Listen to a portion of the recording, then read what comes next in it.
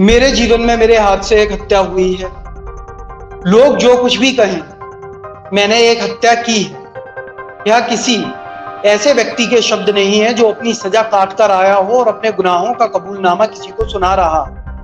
यह शब्द 6 बार के लोकसभा सांसद ब्रजभूषण शरण सिंह के, और उन पर कभी हत्या का मुकदमा चला हो ऐसी जानकारी ढूंढने से भी नहीं मिलती। वर्ष 2002 में एक वेब पोर्टल को दिए साक्षात्कार से पहले तक तो शायद किसी को पता भी नहीं था कि उन्होंने हत्या भी की।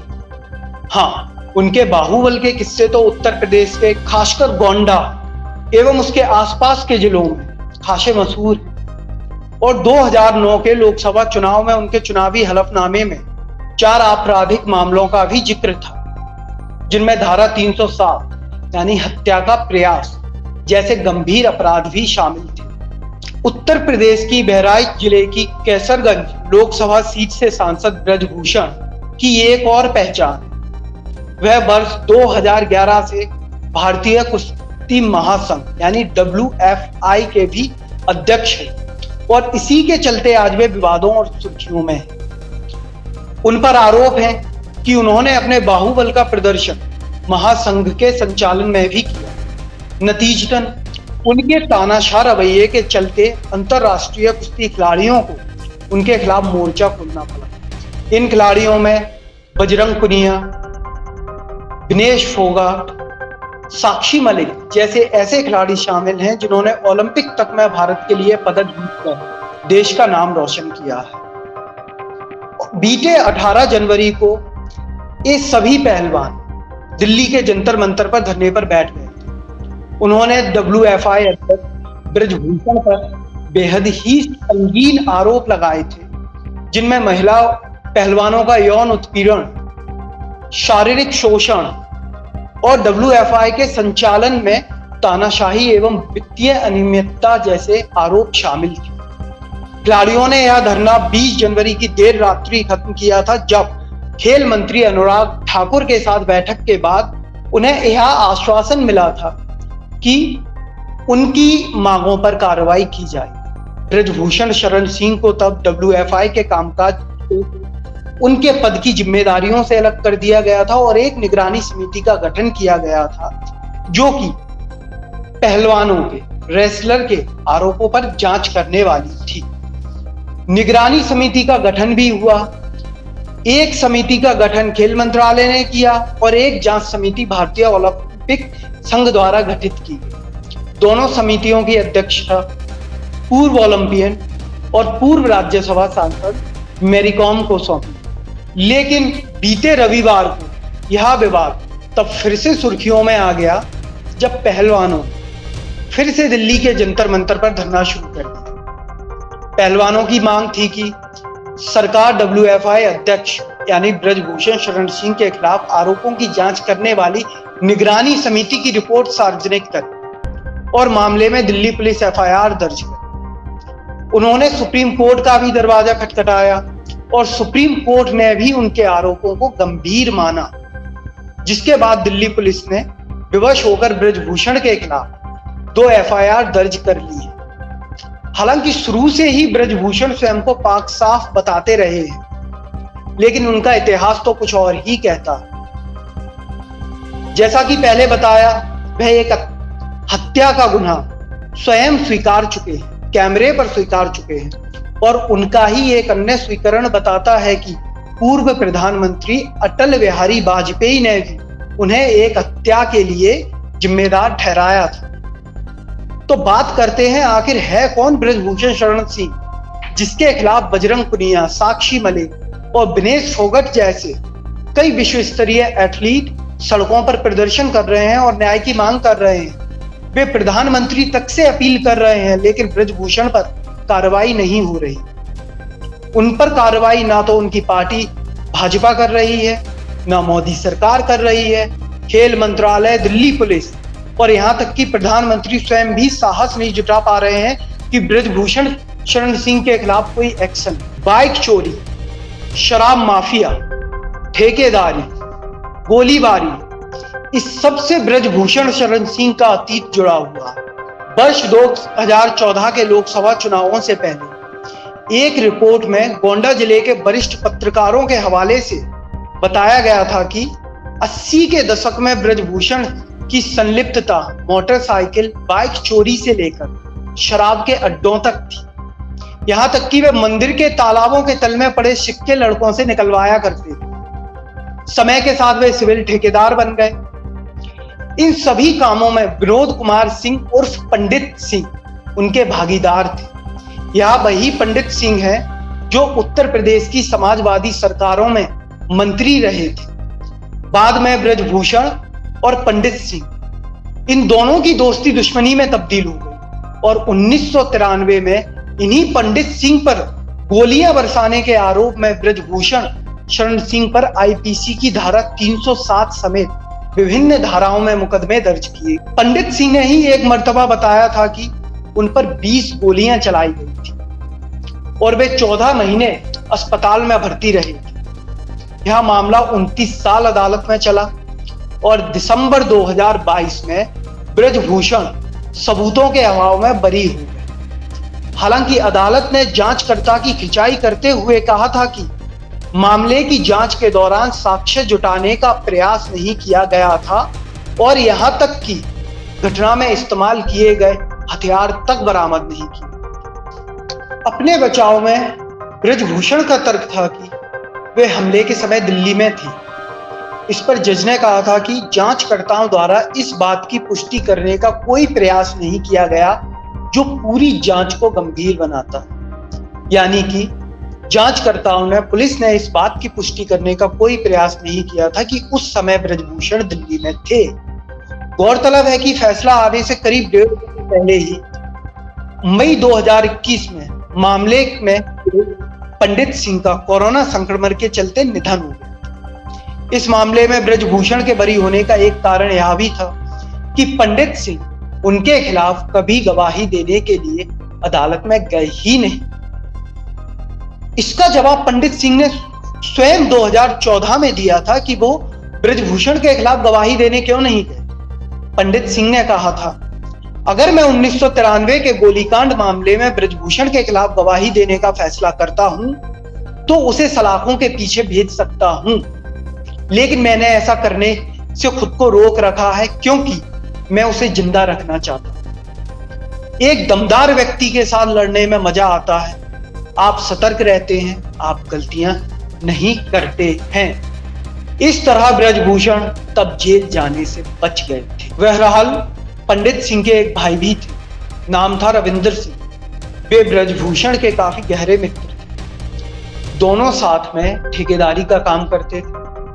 एक बार दोनों एक पंचायत कराने गए थे जहां एक हवाई फायर किया गया और गोली ब्रजभूषण के बगल में खड़े रविंदर सिंह को लगी। इसे देखकर ब्रजभूषण आवेश में आ गए और गोली चलाने वाले व्यक्ति के हाथों से राइफल छीनकर उन्होंने उसमें ही मौके पर गोली मार दी। उस व्यक्ति की मौके पर ही मौत हुई। इस घटना का वर्णन स्वयं ब्रजभूषण ने एक वेबसाइट को दिए इंटरव्यू में किया था। इंटरव्यू में उन्होंने कहा था, मेरे जीवन में मेरे से एक हत्या हुई है। लोग जो कुछ भी कहें, मैंने एक हत्या की है। रविंदर को जिस आदमी ने मारा है, मैंने तुरंत उसकी राइफल छीनकर उसकी पीठ पर रख दी और वो मर गया। पीठ पर रखकर ब्रजभूषण ने राइफल से उस व्यक्ति में गोली चला दी थी। आगे बातचीत में वे इस घटना का गवाह मंत्री लल्लू सिंह को बताते हैं। लल्लू सिंह वर्तमान में अयोध्या जिले की फैजाबाद लोकसभा सीट से भारतीय जनता पार्टी के सांसद हैं। उसी इंटरव्यू में ब्रजभूषण ने यह भी बताया था कि इस घटना के कुछ ही समय बाद उन्हें पूर्व मंत्री कुंवर आनंद सिंह ने गैंगस्टर अधिनियम में जेल भी भिजवाया। ब्रजभूषण द्वारा एक और हत्या किए जाने का संदेह पूर्व प्रधानमंत्री अटल बिहारी वाजपेयी ने जताया था। इसे भी स्वयं ब्रजभूषण स्वीकार चुके हैं। ब्रजभूषण 6 बार के सांसद हैं, 5 बार भाजपा के टिकट पर और 1 बार वर्ष 2009 में सपा के टिकट पर, समाजवादी पार्टी के टिकट पर वे संसद पहुंचे थे। शुरुआती 2 चुनाव उन्होंने 1991 और 1999 में गोंडा लोकसभा सीट से जीते थे।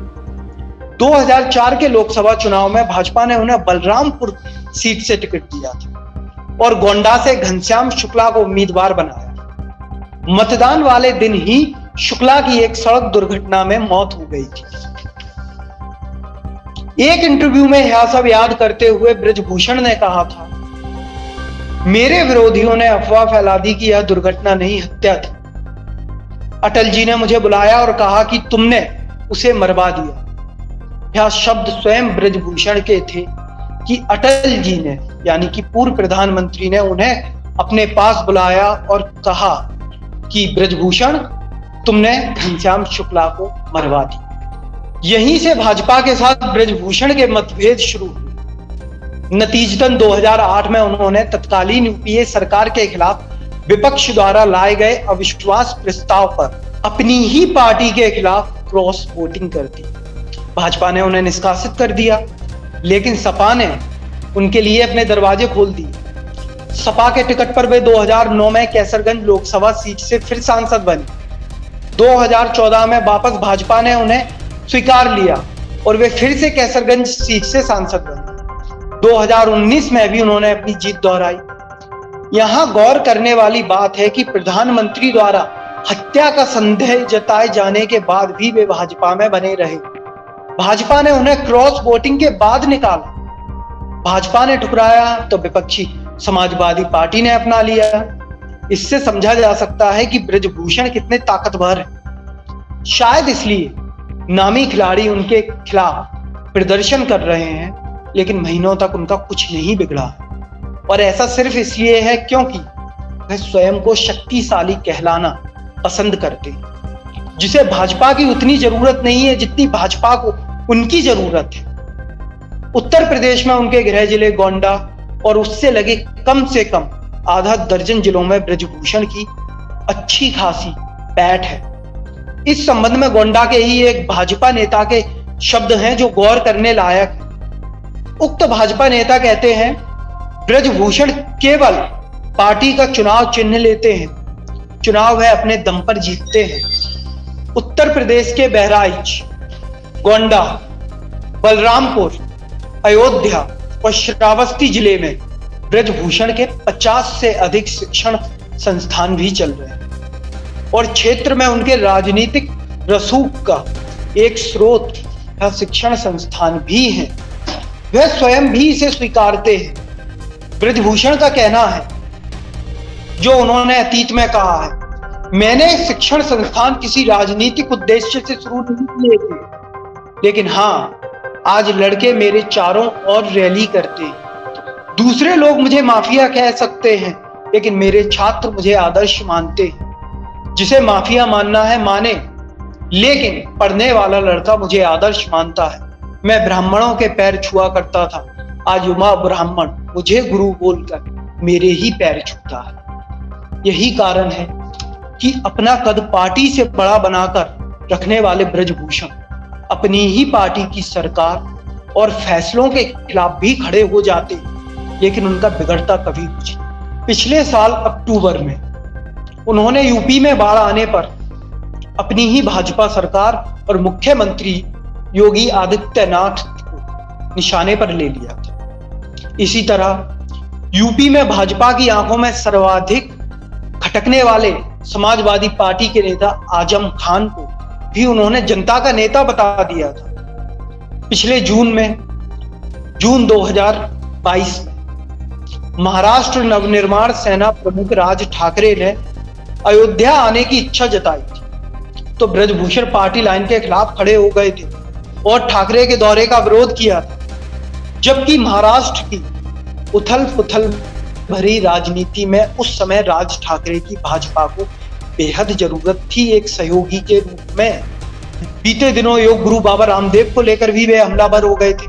उन्होंने उनकी कंपनी पतंजलि पर नकली घी बेचने का आरोप लगाया था और बाबा रामदेव को मिलावट का राजा करार देते हुए पतंजलि के खिलाफ राष्ट्रव्यापी आंदोलन छेड़ने की बात कही थी। इस सब के बाद भी भाजपा उनके खिलाफ कोई कदम नहीं उठा सकी। क्योंकि इसका एक कारण यह भी है कि उनकी कट्टर हिंदुत्ववादी नेता की छवि भाजपा की राजनीति से मेल खाती है।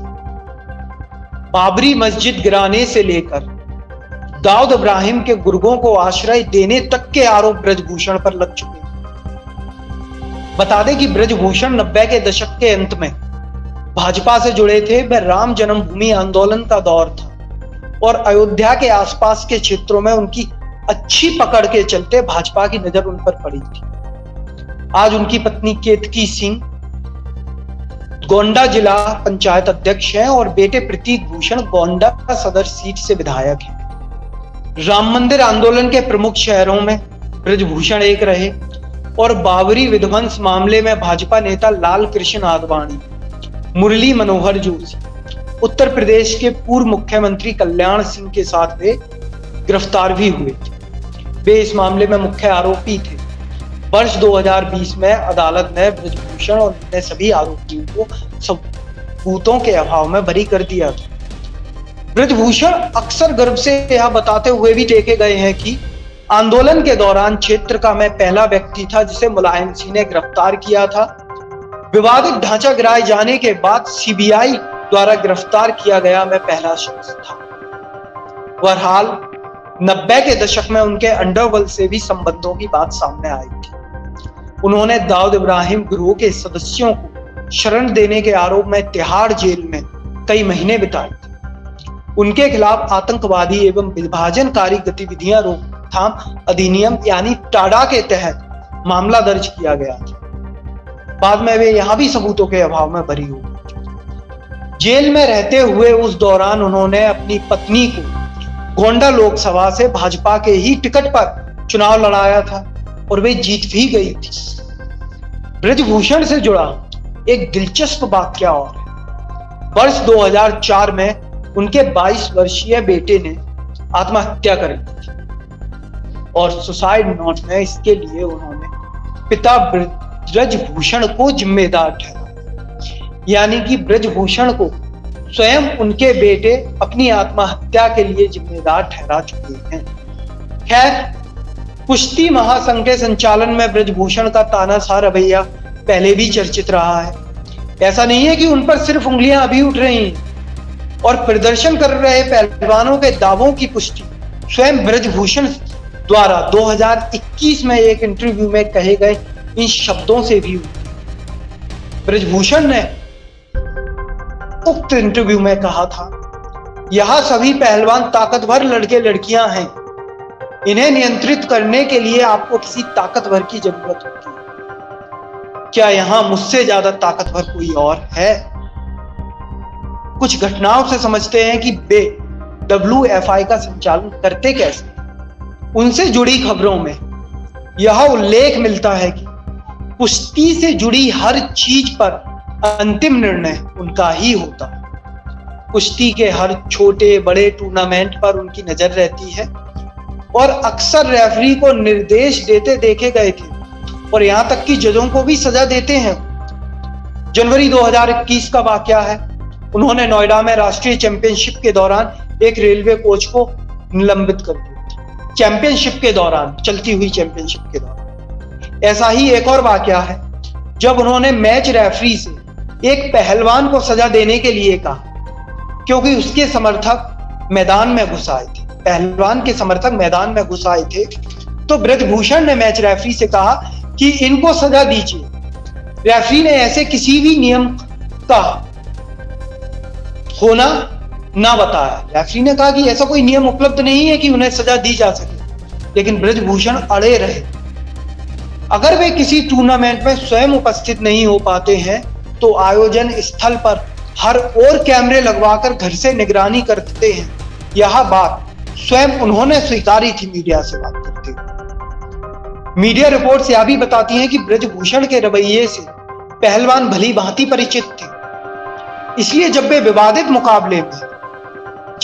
मुकाबले में कोई पहलवान हार जाता था तो वह जज के पास अपील नहीं करता था, वह सीधा ब्रजभूषण के पास जाता था, क्योंकि उसे डर था कि अगर जज के पास गया और फैसला मेरे पक्ष में नहीं हुआ तो ब्रजभूषण का भाजन बनना पड़ेगा। इसलिए वे सीधा ब्रजभूषण के पास जाते। वहीं भारतीय कुश्ती में राष्ट्रीय चैंपियनशिप के मुकाबलों के दौरान पहलवानों का ब्रजभूषण शरण सिंह के पैर छूते हुए आशीर्वाद लेना और उसके बाद मुकाबलों में उतरना बहुत आम था, यह देखा जाना बहुत आम था, जो बताता है कि WFI में उनका किस हद तक प्रभाव था। उनका प्रभाव इतना है या इतना था भारतीय कुश्ती में कि वह एथलीटों की ओलंपिक तैयारियों के लिए बनी केंद्र सरकार की target Olympic podium top scheme पर भी उंगलियां उठा चुके थे, सरकार पर बस पड़े थे। लेकिन उनका तब भी भाजपा की केंद्र सरकार ने कुछ नहीं बिगाड़ा। यहां तक कि वे पहलवानों पर अपनी लगाम कसने के लिए पहलवानों का समर्थन करने वाले निजी गैर लाभकारी संगठनों पर भी नजर रखते हैं। जो निजी या गैर लाभकारी संगठन पहलवानों को उनकी भविष्य की तैयारियों में मदद करते हैं, ब्रजभूषण सिंह उन पर नजर रखते हैं। आरोप तो यहां तक की है कि ब्रजभूषण सिंह पहलवानों की डाइट में हस्तक्षेप करने से लेकर उन्हें मिलने वाले स्पॉन्सरशिप का आधा पैसा भी ले लेते। और यह आरोप लगाए थे द्रोणाचार्य पुरस्कार प्राप्त महावीर फोगाट। उन्होंने विस्तार से मीडिया को बताया था कि महासंघ के संचालन में ब्रजभूषण शरण सिंह के तौर तरीके कैसे हैं। भारतीय खेल प्राधिकरण यानी साई के एक पूर्व कोच ने ब्रजभूषण सिंह को लेकर एक बार कहा था, ब्रजभूषण वह गुंडा है जिसकी कुश्ती को जरूरत है। उनके बिना पहलवानों को अनुशासित करना या नियंत्रण में रखना बहुत मुश्किल है। उनकी इसी गुंडई का नजारा वर्ष 2021 में रांची में एक जूनियर स्तर के कुश्ती टूर्नामेंट के दौरान भी दिखा था। उन्होंने मंच पर ही एक पहलवान को पीटना शुरू कर दिया। उन्होंने उसमें मंच पर ही थप्पड़